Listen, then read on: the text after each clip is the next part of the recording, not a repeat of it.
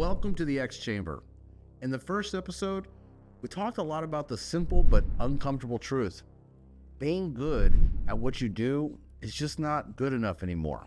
And today, I want to take that idea a level deeper. Because once a business owner accepts that fact and that the fact that the market is changing, the next question becomes really more personal. Is the business actually built to handle this change? That's where a lot of our owners are kind of stuck right now. Not because they lack the talent, not because they don't care, not because they're unwilling to work. Most owners I know are already working really too much. The problem is that the business still depends on them for almost everything that's important. The owner remembers the leads, the owner knows the customers, the owner trains the teams. And in the beginning, that makes sense. When the business is young and the owner has to be really in the middle of everything, that makes sense. And it's really how companies end up surviving. But there comes a point where the same involvement that built a business starts limiting it. And that's the shift. The owner goes from being the engine to being the ceiling. People love to say, if you want it done right, do it yourself. And it sounds responsible until the entire business becomes trapped inside your calendar. At a certain size, doing everything yourself is not excellence. It ends up being a control problem. And I don't mean control like in a negative way. Most business owners become controlling because they had to. They had to protect the business when it was the most fragile. They learned that if they didn't check in on the details, things would always slip. If they did not answer the phone, the customers never waited. If they did not train their employees, the job was done wrong. That works for survival. It does not work for scale. A business cannot grow beyond the structure that's underneath it. And that's why some companies, they hit the same wall over and over again. They get the same leads, but the follow-up gets worse. They hire more people, but the quality becomes inconsistent. They make more sales, but the customer experience ends up failing and hard to manage. They bring in more revenue, but the owner feels less free. If 3 new employees were even hired like you wanted to, would they be trained well, or would they just be thrown into confusion? If the owner stepped away for even just 2 weeks, would the business keep moving or would it start falling apart? If the company received more attention, would the customer experience improve or collapse under the weight? These are not theoretical questions. These are the questions that determine whether a business is truly reliable or truly scalable. And this is where the X Chamber can become useful as a listening platform. We want to understand what business owners are actually dealing with, not just what we think that they're dealing with. We want to understand what business owners are actually dealing with after the early excitement wears off. What happens after the launch? What actually happens a few minutes after your win? What happens when the company has customers, employees, bills, expectations, you're still married, you have a family, you have kids, you have a reputation, all that heavy on your shoulders? Because that is where the business becomes real. The beginning is hard, but growth brings a different type of difficulty.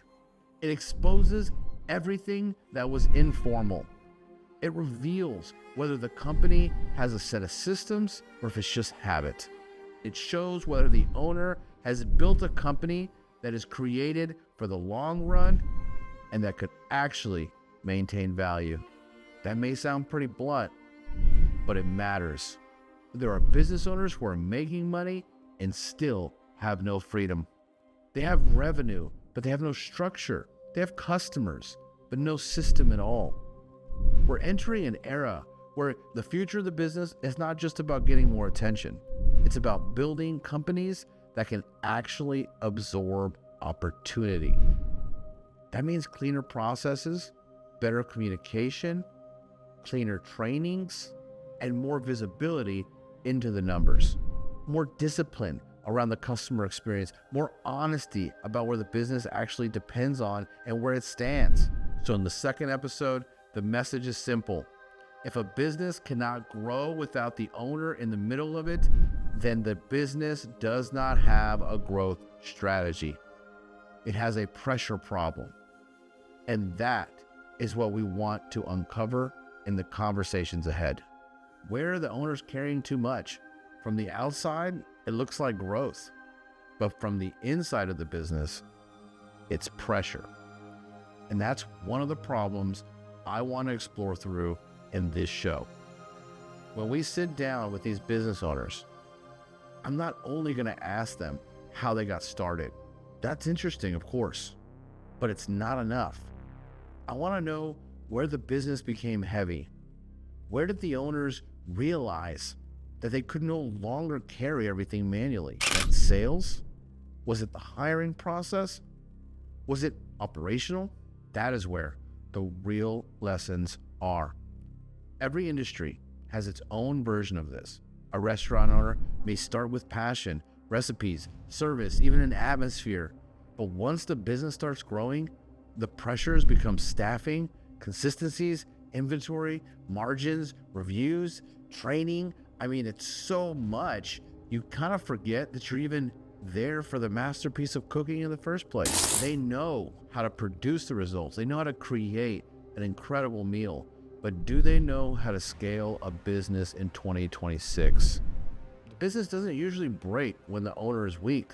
It breaks where the owner has not built structure. This is why more work is not always the answer. Sometimes more work just hides the real problem. If the owner is personally solving every problem, the company may look committed, but it's not becoming stronger. It's becoming more dependent. There is a difference between being needed and being trapped. A lot of owners confuse the two. They think my business needs me. Of course it does. But the better question is, does it need you for the right things? The business should need your judgment. It should need your leadership. It should need your vision. It should need your ability to make important decisions. It should not need you to remember every follow-up. This is where the modern business conversation has to mature. People talk a lot about growth, but not enough about capacity. Can the business actually handle the growth? Can you actually expand? Hey, let's become 7-figure. Hey, let's become 8-figure. Are you even built for that? If the leads doubled next month, what would the company become? Is it more profitable? Where are the owners carrying too much? Where are the teams lacking in structure? Where are the good businesses losing momentum because the model can't support that level of ambition? Plus, who has already figured it out? Who's gotten it right and has moved past those stages? Those are the operations that we really want to learn from, because the businesses that are winning in this next era will not only be the good products and the stronger reputations, but they're going to be the ones that build for capacity. Capacity to serve, capacity to communicate, and capacity to make decisions without everything depending on one person. That is the next level. And that's where the real conversations begin. Welcome to the X Chamber.